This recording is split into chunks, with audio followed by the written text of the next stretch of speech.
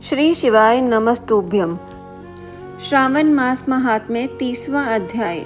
श्रावण मास महात्म्य के पाठ एवं श्रवण का फल।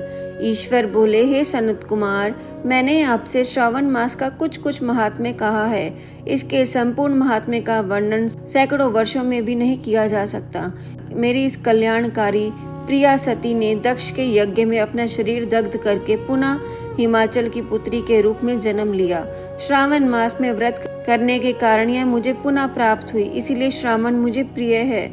यह मास ना अधिक शीतल होता है और ना अधिक उष्ण गर्म होता है। राजा को चाहिए कि श्रावण में श्वेताग्नि से निर्मित श्वेत भस्म से अपने संपूर्ण शरीर को उद्धूलित करके जल में अर्घ भस्म के द्वारा मस्तक, वृक्ष तल, नाभि, दोनों बाहों, दोनों कोहनी, दोनों कलाई, कंठ, सर और पीठ, इन 12 स्थानों में त्रिपुंड धारण करे। मानस्तकों के मंत्र से अथवा यगोजात आदि मंत्र से अथवा षडाक्षर मंत्र से ओम नमः शिवाय से भस्म के द्वारा शरीर को सुशोभित करें और शरीर में 108 रुद्राक्ष धारण करें। कंठ में 32 रुद्राक्ष, सर पर 22, दोनों कानों में 12, दोनों हाथों में 24, दोनों भुजाओं में 8, ललाट पर 1 और शिखा के अर्घ भाग में 1 रुद्राक्ष धारण करे। इस प्रकार से करके मेरा पूजन कर पंचाक्षर मंत्र का जाप करे।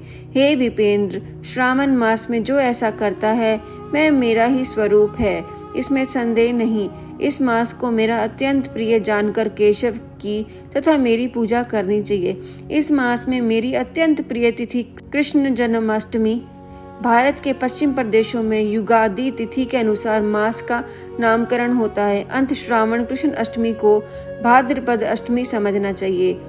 उस दिन भगवान श्री हरि देवकी के गर्भ से उत्पन्न हुए थे। हे सनत कुमार, ये मैंने आपको संक्षेप में बताया है। अब आप और क्या सुनना चाहते हैं? सनत कुमार बोले, हे पार्वती पते, आपको श्रावण मास का जो कृत्य कहा गया है उन्हें सुनकर आनंद सागर में निगमय रहने के कारण और उनका वर्णन विस्तार होने के कारण वह विस्तृत रूप से स्मृति नहीं बन पाई। अंततः हे नाथ, आप क्रम से सबको यथार्थ रूप से बताइए। सावधानी से सुनकर मैं भक्ति पूर्वक उन्हें धारण करूंगा।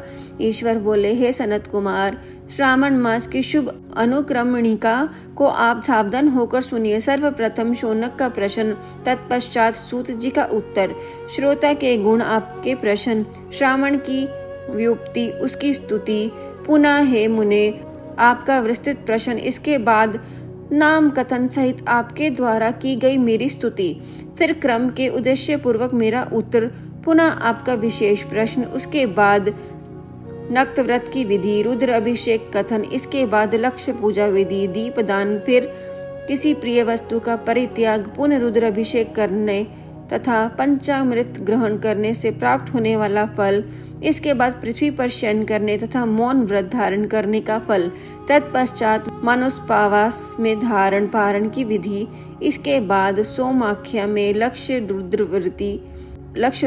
विधि, पुनः कोटिक लिंग विधान, इसके बाद अनोदन नामक व्रत कहा गया।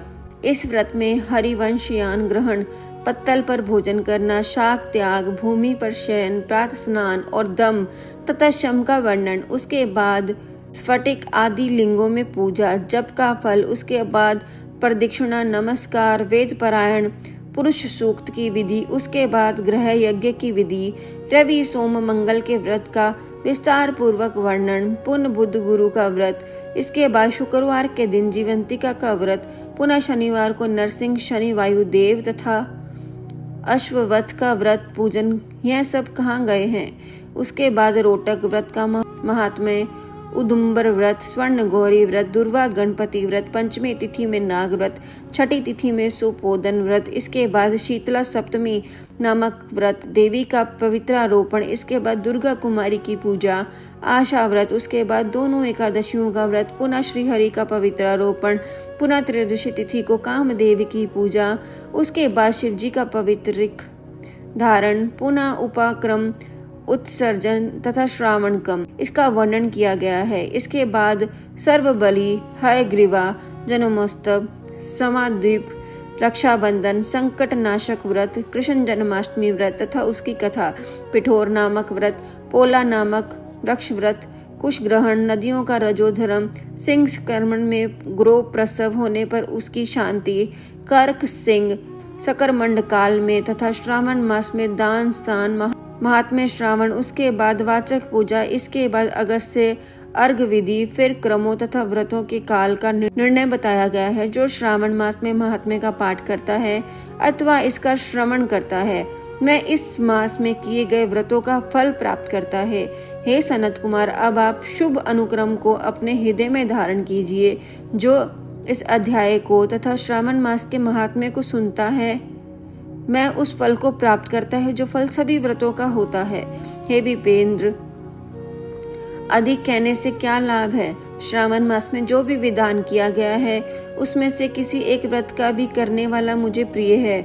सूत जी बोले, हे शौनक, शिव जी के अमृत में इस उत्तम वचन अपने कर्ण पुट पे पान करके सनत कुमार आनंदित हुए और कृत्य हो गए। श्रावण मास की स्तुति करते हुए तथा हृदय में शिव जी का स्मरण करते हुए मैं देव ऋषि सनत कुमार शंकर जी की आज्ञा लेकर चले गए। जिस किसी के समक्ष इस अत्यंत श्रेष्ठ रहस्य को प्रकाशित नहीं करना चाहिए, हे प्रभु, आपकी योग्यता देखकर ही मैंने इसे आपसे कहा है।